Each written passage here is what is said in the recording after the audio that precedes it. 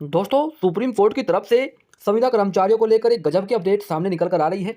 Supreme court का खतरनाक आदेश, 1 साल से अधिक कार्य कर चुके सभी daily wages employees, contract employees, outsource कर्मचारी, संविदा कर्मचारी, नियमित कर्मचारी कहलाएंगे। सभी राज्यों में लागू होगा नया नियम। 18,000 रुपये प्लस मानदेय सभी को दिया जाएगा। सुप्रीम कोर्ट ने कहा है, जितने भी हमारे आउटसोर्स एम्प्लॉइज हैं, डेली वेजेज एम्प्लॉइज हैं, संविदा कर्मचारी हैं, जिनकी सेवा 1 साल हो चुकी है, उनको नियमित कर्मचारी कहा जाए, यानी कि उनको परमानेंट कर दिया जाए, उनको संविदा कर्मचारी ना कहा जाए, ऐसा सुप्रीम कोर्ट ने कहा है। पूरा मामला क्या है, हम आपको सीधे अपडेट को लेकर चलते हैं। सुप्रीम कोर्ट ने कहा कि 1 साल या 12 महीने या अस्थायी प्रकृति से काम करने के लिए रखे गए कर्मचारियों को सिर्फ नियमितीकरण के लाभ से वंचित करने के लिए अनुबंध श्रम विनिमय और उन्मूलन अधिनियम 1970 के तहत अनुबंध श्रमिकों के रूप में नहीं माना जा सकता। शीर्ष अदालत ने इस टिप्पणी के साथ कोल इंडिया की सहायक कंपनी महानदी कोल्डफील्ड्स के 32 में से उन 13 श्रमिकों को नियमित करने का आदेश दिया है जिन्हें अनुबंध श्रमिक मानकर नियमित नहीं किया गया था।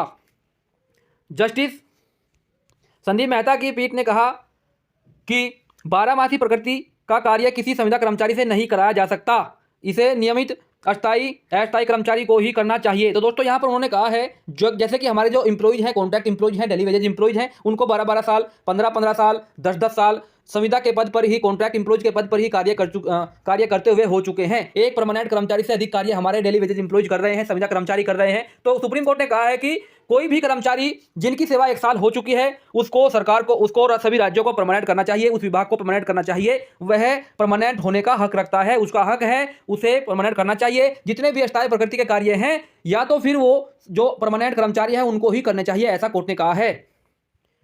यह मामला कोल इंडिया लिमिटेड की सहायक कंपनी महानदी कोल्डफील्ड्स की ओर से नियोजित 32 श्रमिकों में से 13 श्रमिकों के गैर नियमितीकरण से जुड़ा है। इन्हें 12 मासी कार्य करते समय अनुबंध श्रमिक माना गया था। कंपनी ने सिर्फ 19 श्रमिकों को नियमित किया था।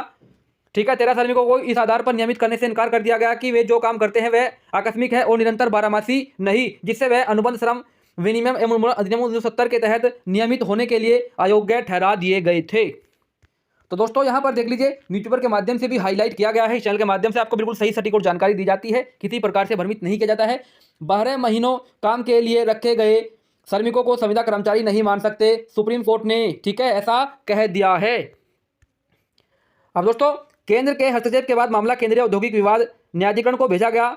ट्रिब्यूनल ने भी 13 श्रमिकों के काम को नियमित हुए 19 श्रमिकों के समान माना, इसलिए उन्हें अन्य 19 श्रमिकों को प्रदान की गई बकाया मजदूरी और नौकरियों के नियमितीकरण का हकदार बताया। ट्रिब्यूनल ने माना कि बंकर के नीचे रेलवे साइडिंग में गंदगी हटाने का काम और 13 श्रमिकों की ओर से बंकर में ढलानों का संचालन नियमित और 12 मासी प्रकृति का है। हाईकोर्ट ने भी ट्रिब्यूनल के फैसले को बरकरार रखा था, जिसके बाद महानदी कोलफील्ड्स ने सुप्रीम कोर्ट का रुख किया। तब ट्रिब्यूनल के पास श्रमिकों को अस्थायी दर्जा देने की शक्ति नहीं। तो यहाँ पर दोस्तों कह दिया है सुप्रीम कोर्ट ने कि सभी को परमानेंट कहने का हक है जिनको 1 साल कार्य करते हुए हो चुका है। तो अच्छी बात है, हमारे सभी कर्मचारियों को लेकर सुप्रीम कोर्ट ने सही किया है। ठीक है, तो दोस्तों यह थी जानकारी हमारे एम्प्लॉइज को लेकर, कॉन्ट्रैक्ट एम्प्लॉइज को लेकर। ठीक है, जानकारी कैसी लगी कमेंट बॉक्स में जाकर जरूर बताइएगा। आप किस राज्य के हैं और किस विभाग में कार्यरत हैं, कमेंट बॉक्स में जाकर हमें जरूर लिखिएगा। अगर आप भी लगातार ऐसे ही अपडेट पाना चाहते हैं तो चैनल को सब्सक्राइब करना मत भूलिएगा और वीडियो को एक लाइक भी जरूर कर दीजिएगा। धन्यवाद।